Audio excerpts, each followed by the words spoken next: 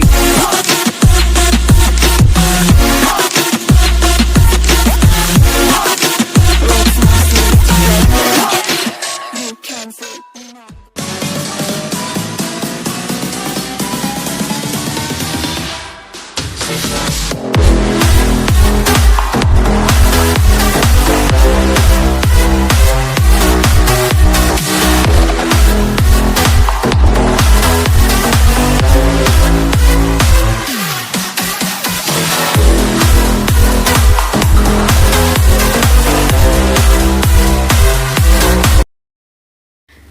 Pengertian SAP.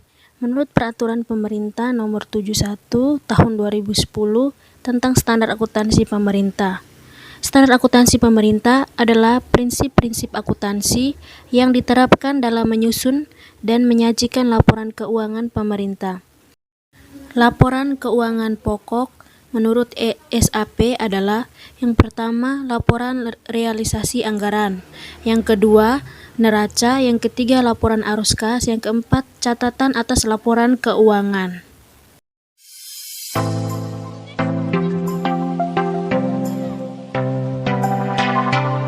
Yang pertama, masyarakat; yang kedua, para wakil rakyat, lembaga pemeriksa dan lembaga pengawas; yang ketiga, pihak yang memberi atau berperan dalam proses donasi, investasi, dan pinjaman; yang keempat, pemerintah.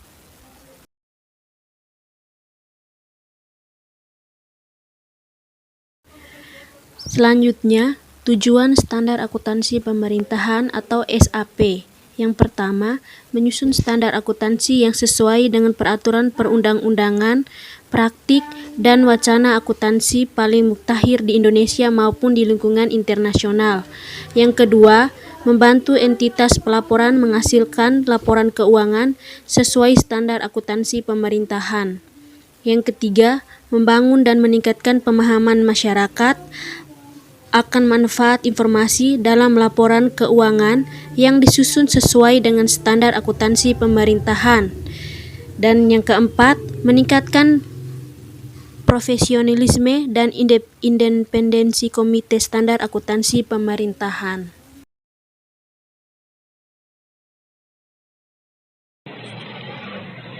Selanjutnya, penetapan SAP. Penetapan SAP yang pertama, sebelum dan setelah dilakukan public hearing, standar dibahas bersama dengan tim penelaah standar akuntansi pemerintahan BPK. Setelah dilakukan pembahasan berdasarkan masukan-masukan, KSAP melakukan finalisasi standar, kemudian KSAP meminta pertimbangan kepada BPK melalui Menteri Keuangan. Kemudian yang kedua, namun draft SAP ini belum diterima oleh BPK karena komite belum ditetapkan dengan Kepres. Sehubungan dengan hal tersebut, melalui keputusan Presiden nomor 84 tahun 2004, dibentuk Komite Standar Akuntansi Pemerintahan. Komite ini segera bekerja menyempurnakan kembali draft SAP yang pernah diajukan kepada BPK agar pada awal tahun 2005 dapat segera ditetapkan. SAP yang berlaku di Indonesia antara lain adalah: pada tanggal 13 Juni 2005, Presiden menandatangani Peraturan Pemerintah Nomor 24 Tahun 2005 tentang Standar Akuntansi Pemerintahan. Kemudian, pada tahun 2010 diterbitkan PP Nomor 71 Tahun 2010 tentang Standar Akuntansi Pemerintahan, sehingga sejak saat itu PP Nomor 24 Tahun 2005 dinyatakan tidak berlaku lagi PP Nomor 71 Tahun 2010 yang mengatur penyusunan dan penyajian laporan keuangan berbasis akrual. Di sini PP Nomor 71 Tahun 2010 berisikan antara lain: pemerintah menerapkan SAP berbasis akrual, yaitu SAP yang mengakui pendapatan, beban, aset, utang, dan ekuitas dalam pelaporan finansial berbasis akrual, serta mengakui pendapatan, belanja, dan pembiayaan dalam pelaporan pelaksanaan anggaran berdasarkan basis yang ditetapkan dalam APBN atau APBD. SAP berbasis akrual tersebut dinyatakan dalam bentuk PSAP dan dilengkapi dengan kerangka konseptual akuntansi pemerintahan. SAP berbasis aktual yaitu SAP berbasis kas menuju aktual, di mana antara lain adalah SAP berbasis kas menuju aktual yaitu SAP yang mengakui pendapatan, belanja dan pembiayaan berbasis kas, serta mengakui aset, hutang dan ekuitas dana berbasis aktual. Ketentuan lebih lanjut mengenai penerapan SAP berbasis aktual secara bertahap pada pemerintahan pusat diatur dengan Peraturan Menteri Keuangan. Ketentuan lebih lanjut mengenai penerapan SAP berbasis aktual secara bertahap pada pemerintah daerah diatur dengan Peraturan Menteri Dalam Negeri.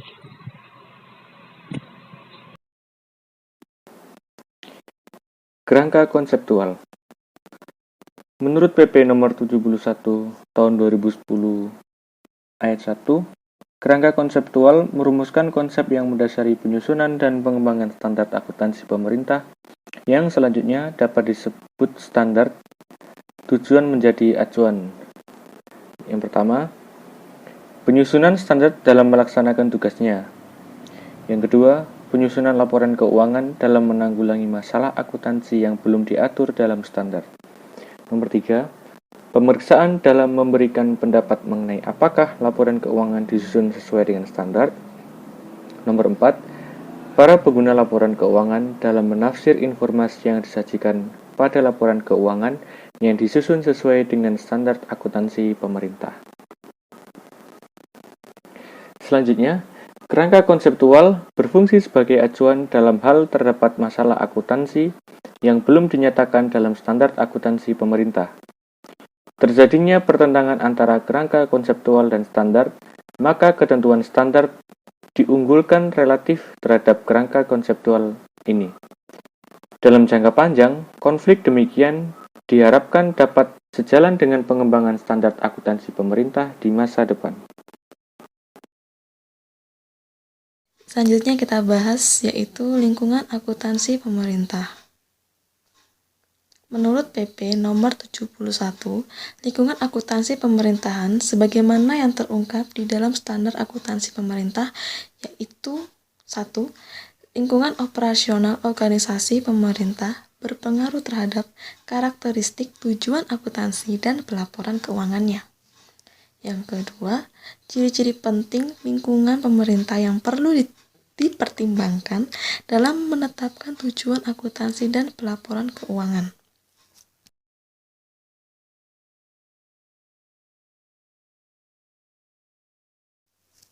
Nah, selanjutnya ada ciri-ciri penting lingkungan pemerintah yang perlu dipertimbangkan dalam menetapkan tujuan akuntansi dan pelaporan keuangan adalah sebagai berikut. A. Ciri utama struktur pemerintahan dan pelayaran yang diberikan. Bentuk umum pemerintahan dan pemisahan kekuasaan.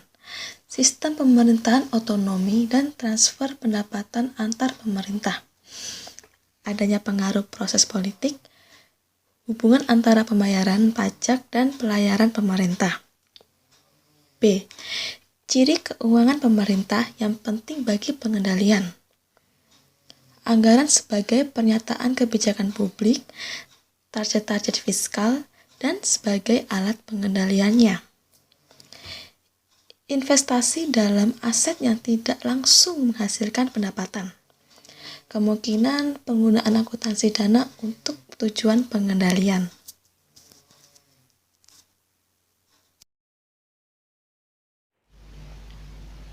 Kita akan membahas tentang landasan hukum.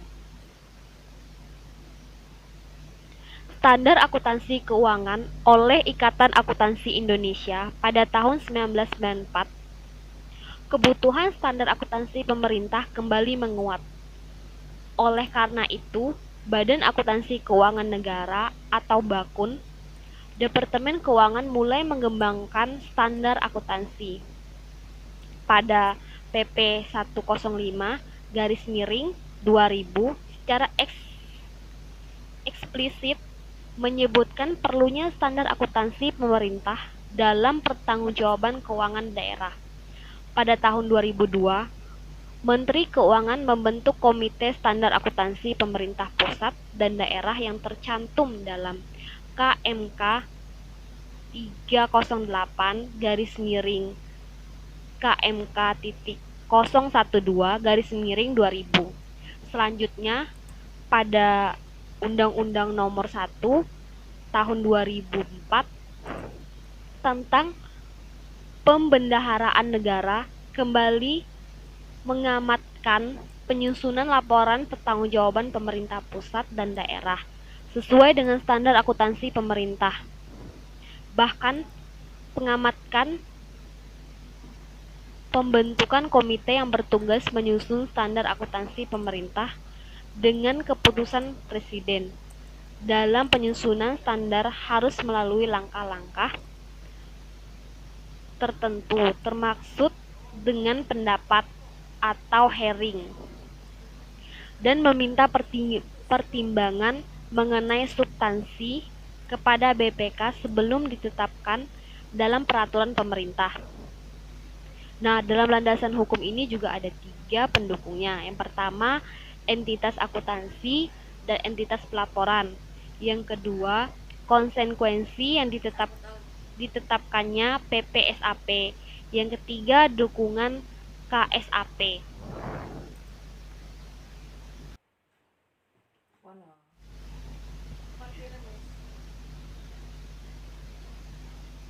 Apa sih yang dimaksud dengan entitas akuntansi dan entitas pelaporan keuangan? Entitas akuntansi adalah unit pemerintahan, penggunaan anggaran atau barang, dan oleh karenanya wajib menyelenggarakan akuntansi dan menyusun laporan keuangan untuk digabungkan pada entitas pelaporan. Entitas pelaporan adalah unit pemerintahan yang terdiri dari satu atau lebih entitas akuntansi yang menurut ketentuan peraturan perundang-undangan wajib menyampaikan laporan pertanggungjawaban berupa laporan keuangan.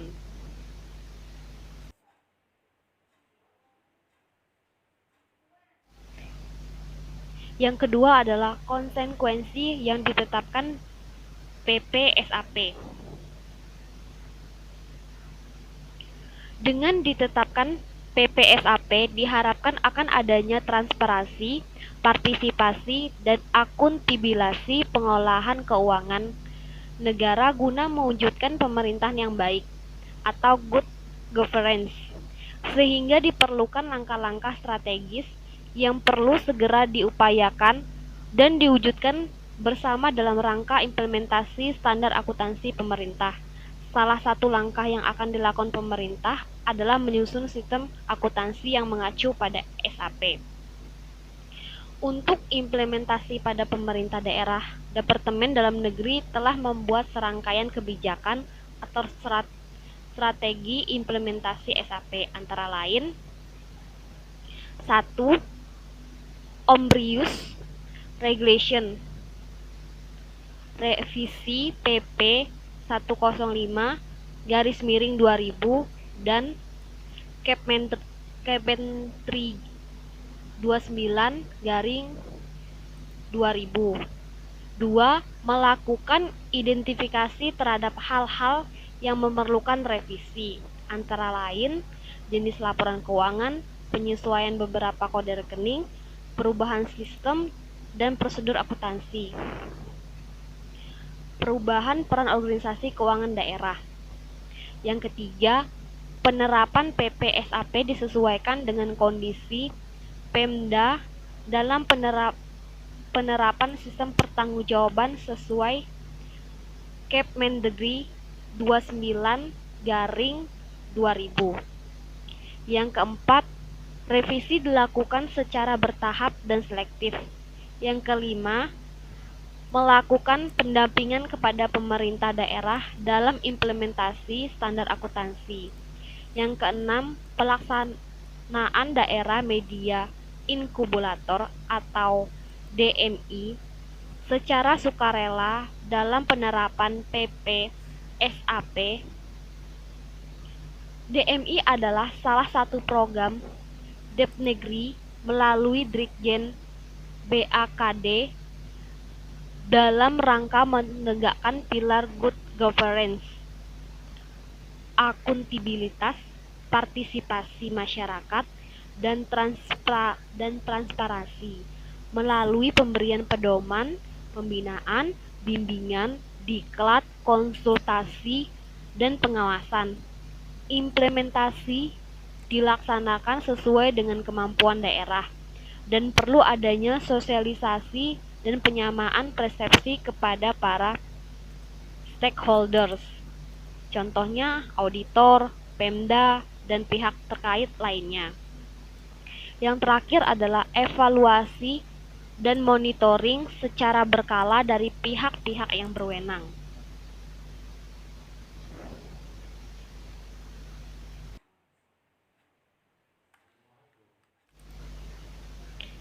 Yang terakhir adalah dukungan KSAP.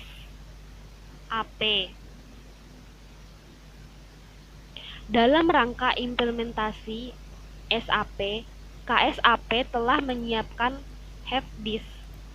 Dengan helpdesk diharapkan dapat menjadi solusi jika terdapat masalah dalam implementasi. KSAP akan memberikan sosialisasi dan pelatihan-pelatihan agar pemahaman akan SAP semakin luas bagi pengguna. Selain itu, melalui situs website akan digunakan sebagai media sosialisasi dan konsultasi implementasi SAP. Jika standar di kemudian hari terdapat hal-hal yang kurang atau tidak jelas, maka KSAP akan menerbitkan interpretasi atau buletin teknis atas PSAP.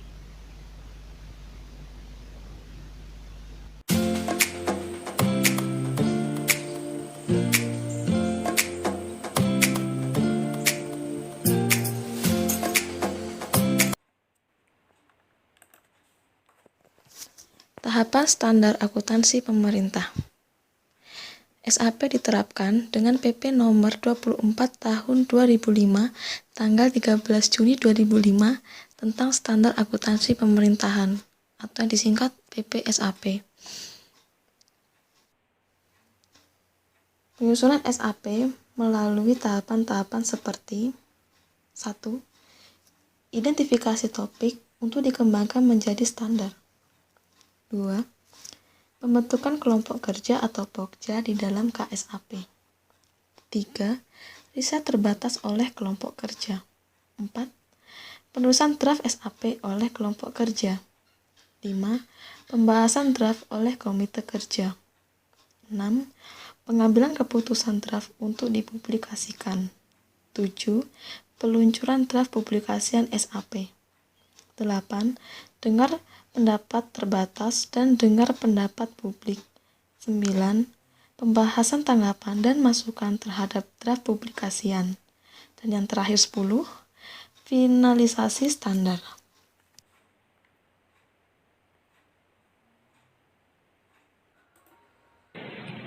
Sistem akuntansi pemerintahan. Sistem akuntansi pemerintahan adalah rangkaian sistematik dari prosedur, penyelenggara, peralatan, dan elemen lain untuk mewujudkan fungsi akuntansi sejak analisis transaksi sampai dengan pelaporan keuangan di lingkungan organisasi pemerintah. Sistem akuntansi pemerintahan pada pemerintah pusat diatur dengan peraturan Menteri Keuangan yang mengacu pada pedoman umum sistem akuntansi pemerintahan. Lanjut pada sistem akuntansi pemerintahan. Pemerintah menyusun sistem akuntansi pemerintahan yang mengacu pada SAP. Sistem akuntansi pemerintahan pada pemerintah daerah diatur dengan peraturan gubernur atau bupati atau wali kota yang mengacu pada pedoman umum sistem akuntansi pemerintahan. Pedoman umum sistem akuntansi pemerintahan diatur dengan peraturan Menteri Keuangan setelah berkoordinasi dengan Menteri Dalam Negeri. Selain mengacu pada pedoman umum sistem akuntansi pemerintahan, dalam menyusun sistem akuntansi pemerintahan pada pemerintahan daerah, yaitu gubernur atau bupati atau wali kota, mengacu pula pada peraturan daerah dan ketentuan peraturan perundang-undangan mengenai pengelolaan keuangan daerah.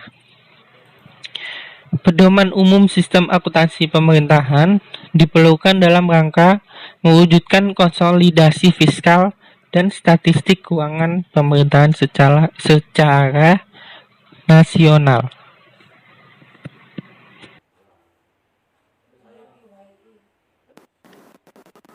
Perubahan PSAP. Dalam hal ini, diperlukan perubahan terhadap PSAP. Perubahan tersebut diatur dengan Peraturan Menteri Keuangan setelah mendapat pertimbangan dari BPK. Rancangan perubahan PSAP disusun oleh KSAP sesuai dengan mekanisme yang berlaku dalam penyusunan SAP. Rancangan perubahan PSAP disampaikan oleh KSAP kepada Menteri Keuangan. Menteri Keuangan menyampaikan usulan rancangan perubahan PSAP kepada BPK untuk mendapat pertimbangan. Yang dimaksud dengan perubahan adalah penambahan, penghapusan, atau penggantian satu atau lebih PSAP. Sekali lagi di rumah nih guys. Jangan lupa like, comment, and subscribe. Peace.